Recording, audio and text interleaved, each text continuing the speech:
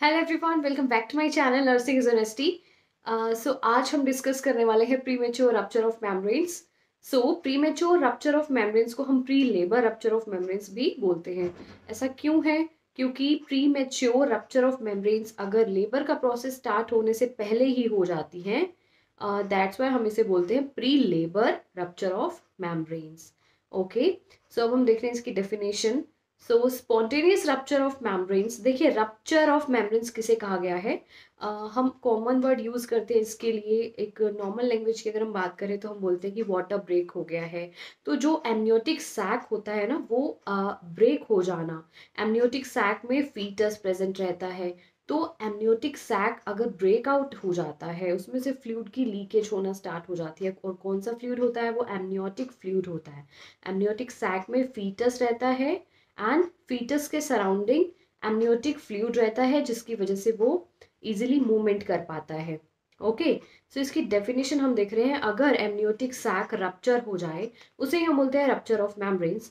So spontaneous rupture of membranes any time beyond 28 weeks of pregnancy and before the onset of spontaneous uterine activity। इसका मतलब है अगर 28 weeks के बाद, अगर अपने आप से ही, स्पॉन्टेनियस का मतलब होता है अपने आप ही अगर मेम्ब्रेन्स रप्चर हो जाती हैं and before the onset of spontaneous uterine activity, means labour का प्रोसेस जब स्टार्ट होता है तो क्या होता है? यूट्राइन कॉन्ट्रैक्शंस आना स्टार्ट हो जाती हैं। एंड अगर स्पॉन्टेनियसली ही ये प्रोसेस हो जाए, रप्चर ऑफ मेम्ब्रेन्स हो जाए 28 वीक्स के बाद, and uterine activity, uterine contractions अभी स्टार्ट नहीं हुई हैं, उससे पहले हो जाए, और इसकी वजह से क्या हो? सर्वाइकल डायलेशन हो, सर्विक्स की इफेसमेंट होने लग जाए। अभी लेबर का प्रोसेस स्टार्ट नहीं हुआ है बट उससे पहले ही सर्विक्स डायलेट होने लग गई है, इफेस्ड होने लग गई है। इफेसमेंट का मतलब होता है सर्विक्स की थिनिंग। तो इसे हम बोलते हैं premature rupture of membranes, PROM। Okay. And when it occurs beyond 37 weeks but before the onset of labor, it is called term premature rupture of membranes। जब ये 37 वीक्स के बाद हो एंड लेबर का प्रोसेस स्टार्ट होने से पहले हो, तब हम इसे बोलते हैं TPROM, term premature rupture of membranes। and when it occurs before 37 weeks completed, जब 37 वीक्स कंप्लीट नहीं हुए हैं उससे पहले अगर ये प्रोसेस हो जाता है, मीन्स अगर वाटर बैग जो है वो ब्रेक हो जाता है, तो उसे हम बोलते हैं pre term premature rupture of membranes, PPROM। So I hope आपको डेफिनेशन क्लियर हो गई होगी। सो अब हम देख रहे हैं इसके causes. Okay, so possible complications की अगर हम बात करें, जो एग्जैक्ट कोज देखा गया है PROM का, प्रीमेच्योर रप्चर ऑफ मेम्ब्रेन्स का, वो अननोन है, वो किसी को नहीं पता है। बट ये ऐसी कुछ इसकी पॉसिबल कॉम्प्लिकेशंस है कि ये पॉसिबिलिटीज हो सकती है, इनकी वजह से भी जो है रप्चर हो सकती है membranes. Increased friability of membranes, okay, decreased tensile strength of membranes, membranes की मेम्ब्रेन्स जो है उनकी स्ट्रेंथ का लो हो जाना। ओके, पॉलीहाइड्रेमनियोज की कंडीशन हो जाए, उसकी वजह से भी मेम्ब्रेन्स रप्चर हो जाती हैं। पॉलीहाइड्रोम्नियोज में क्या होता है? एमनियोटिक फ्लूइड जो है वो एक्सेस अमाउंट में प्रेजेंट रहता है, तो उसकी वजह से भी मेम्ब्रेन्स जो है वो रप्चर हो सकती हैं। सर्वाइकल इनकम्पीटेंस, ओके, मल्टीपल प्रेगनेंसीज अगर हैं, मीन्स अगर ट्विन प्रेगनेंसी है या फिर मल्टीपल प्रेगनेंसीज हैं, उस केस में भी ऐसा हो सकता है। इन्फेक्शन सच एज कोरियोएमनियोनाइटिस, अब ये क्या है भाई? कोरियोएमनियोनाइटिस का मतलब होता है एमनियोटिक फ्लूइड का इन्फेक्शन हो जाना। एमनियोटिक फ्लूइड में ही इन्फेक्शन अगर प्रेजेंट है तो उस केस में भी मेम्ब्रेन्स रप्चर हो सकती हैं। अगर पेशेंट को यूटीआई है, यूरिनरी ट्रैक्ट इन्फेक्शन, उस केस में भी ऐसा हो सकता है। लोअर जेनिटल ट्रैक्ट का इन्फेक्शन है, उस केस में भी ऐसा हो सकता है। एंड ओके, सो ये रिपीट हो गया है यहाँ पर, lower genital tract infection. Okay, so I hope आपको यहाँ तक क्लियर हो गया होगा। सो हम देख रहे हैं मैनिफेस्टेशंस के, जो मेन जो मैनिफेस्टेशन हमें शो होगी, हमें किस तरीके से हम पता लगा पाएंगे कि मेम्ब्रेन्स रप्चर हो गई हैं। So the only manifestation is the escape of watery discharge पर वेजाइना। हमें कैसे पता लगेगा कि जो मेम्ब्रेन्स है वो रप्चर हो गई हैं? तो क्या होगा? वेजाइनल जो वॉल है, वेजाइना में क्या होगा, वाटरी डिस्चार्ज प्रेजेंट होगा, वेजाइनल पूलिंग हो जाएगी, जो भी एमनियोटिक फ्लूइड है उसका कलेक्शन हो जाएगा। ओके, इधर इन द फॉर्म ऑफ गश और स्लोली। गश का यहाँ मतलब होता है कि बहुत ही ज़्यादा फ्लो में वाटरी डिस्चार्ज देखने को आपको मिलेगा, या फिर स्लो लीकेज हो सकती है। ओके, सो आई होप आपको मैनिफेस्टेशंस क्लियर हो गई होंगी। हम देख रहे हैं हम इसका डायग्नोज किस तरीके से करेंगे। ओके, सो हम कंफर्म कब करेंगे कि ये रप्चर ऑफ मेम्ब्रेन्स ही है, प्रीमेच्योर रप्चर ऑफ मेम्ब्रेन्स है। सो स्पैक्यूलम एग्जामिनेशन हम करेंगे। अब स्पैक्यूलम एग्जामिनेशन जिस तरीके से इसका नेम साउंड कर रहा है, ये एक स्पैक्यूलम की हेल्प से हम करेंगे, जिससे हम इजीली सर्विक्स को विजुअलाइज कर पाएंगे, सर्विक्स को देख पाएंगे। तो इससे हमें पता लग जाएगा कि लीक्वर जो है वो एस्केप हो रहा है सर्विक्स से या नहीं हो रहा है। हमें स्पैक्यूलम का यूज करके सर्विक्स की सर्विक्स को एग्जामिन करना है। लीक्वर यहाँ हम लीक्वर एमनियोटिक फ्लूइड को ही बोला जाता है। Okay, vaginal pool examination. So fluid collecting from the posterior fornix. तो जो पोस्टीरियर फॉर्निक्स है वेजाइना का, वहाँ से हम विजुअलाइजेशन करेंगे, एग्जामिनेशन करेंगे कि वेजाइनल पूलिंग तो नहीं हुई है, एक्यूमुलेशन तो नहीं है। अगर एक्यूमुलेशन प्रेजेंट है तो हम डायग्नोस इजीली कर पाएंगे कि ये प्रीमेच्योर रप्चर ऑफ मेम्ब्रेन्स है। ओके, सो नेक्स्ट हम देख रहे हैं रिस्क ऑफ PROM। सो अब हम देख रहे हैं risk of PROM, premature rupture of membranes के रिस्क। इससे मेटर्नल रिस्क क्या हो सकते हैं, एंड फीटस को इससे क्या रिस्क हो सकता है अगर मेम्ब्रेन्स रप्चर हो जाती है प्री टर्म, अगर लेबर स्टार्ट होने से पहले। इन टर्म PROM की अगर हम बात करें तो labour starts in 80 to 90% of cases with in 24 hours. ऐसा होने के 80 to 90% केसेस में चांसेस रहते हैं कि 24 आवर्स में जो है वो लेबर का प्रोसेस स्टार्ट हो जाए after rupture of membranes. It is one of the important causes of prematurity and preterm labour. So इससे क्या रिस्क हो सकता है, इससे प्री मेच्योरिटी हो सकती है, प्री टर्म लेबर का प्रोसेस स्टार्ट हो सकता है मेम्ब्रेन्स रप्चर होने से। ओके, टाइम से पहले ही लेबर जो है स्टार्ट हो जाएगा। क्यों हो जाएगा, क्योंकि सर्विक्स की इफेसमेंट होना स्टार्ट हो जाएगी, तो यूट्राइन कॉन्ट्रैक्शन स्टार्ट हो जाएंगी।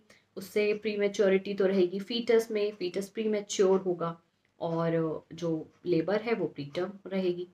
Increased incidence of cord prolapse.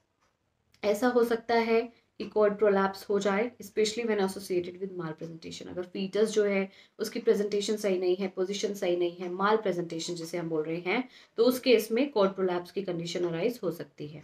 Okay, continuous escape of liquor for long duration में लीड टू ड्राई लेबर। अगर कॉन्टिन्यूसली लिक्वर एमनी का जो है एस्केप होता रहेगा फ्रॉम द वेजाइना, तो उस केस में क्या होगा, ड्राई लेबर के चांसेस हो सकते हैं। एमनियोटिक फीटस को भी इससे रिस्क हो सकता है, एंड ड्राई लेबर के चांसेस हो सकते हैं। Primary antepartum haemorrhage. So antepartum haemorrhage मैंने आपको बताया था, प्लेसेंटा प्रीविया होता है एंड एब्रप्शियो प्लेसेंटा होता है, तो उस केस में एंटीपार्टम हैमरेज पेशेंट को हो सकती है। ओके, एंटीपार्टम हैमरेज कैसे हो जाएगी, फ्लूइड जैसे जैसे एस्केप करता जाएगा वेजाइना से, तो क्या होगा, प्लेसेंटल एब्रप्शन भी हो सकती है। fetal pulmonary hypoplasia especially in preterm PROM when associated with oligohydramnios। तो फीटस के जो लंग्स हैं वहाँ क्या हो जाएगा, हाइपोप्लेजिया हो जाएगा। ऐसा क्यों होगा, तो क्या होगा, ओलिगोहाइड्रामियोस की कंडीशन अराइज हो जाएगी, और जिसकी वजह से क्या होगा, फीटल पल्मरी हाइपोप्लेजिया एग्जिस्ट कर सकता है। सो आई होप आपको यहाँ तक क्लियर हो गया होगा। मैनेजमेंट देख रहे हैं। अब हम देख रहे हैं मैनेजमेंट। अगर आपने ध्यान दिया हो तो सबसे पहले हमने ये स्टडी किया था PROM, आफ्टर दैट हमने डेफिनेशन की थी टर्म PROM की। सबसे पहले हम देख रहे हैं, अगर PROM हमें ऐसा लगता है कि प्रीमेच्योर रप्चर ऑफ मेम्ब्रेन्स की कंडीशन अराइज हो गई है, अगर हमने डायग्नोज कर लिया है, तो विमेन को हमने डायरेक्टली लेबर रूम में एडमिट कर देना है। आफ्टर दैट हम उसकी केयरफुल हिस्ट्री लेंगे, हिस्ट्री कलेक्ट करेंगे विमेन से, कंप्लीट हिस्ट्री, वाइटल हमें रिकॉर्ड करने हैं, वाइटल्स जो होते हैं बीपी एंड टीपीआर वो हमें रिकॉर्ड करने हैं। Sterile speculum examination is done to check the pooling of the liquor in the posterior fornix. तो जैसे मैंने आपको डायग्नोस में बताया था कि हम स्पेकुलम एग्जामिनेशन करेंगे with the help of speculum, जिससे हम सर्विक्स की विजुअलाइजेशन करेंगे, जिससे हमें पता लग जाएगा कि वेजाइनल पूलिंग तो नहीं हो गई है, सर्विक्स की फेसमेंट तो नहीं हो रही है, या फिर वहाँ से एमनियोटिक फ्लूइड लिक्वर एमनी जो है वो तो एस्केप आउट नहीं हो रहा है।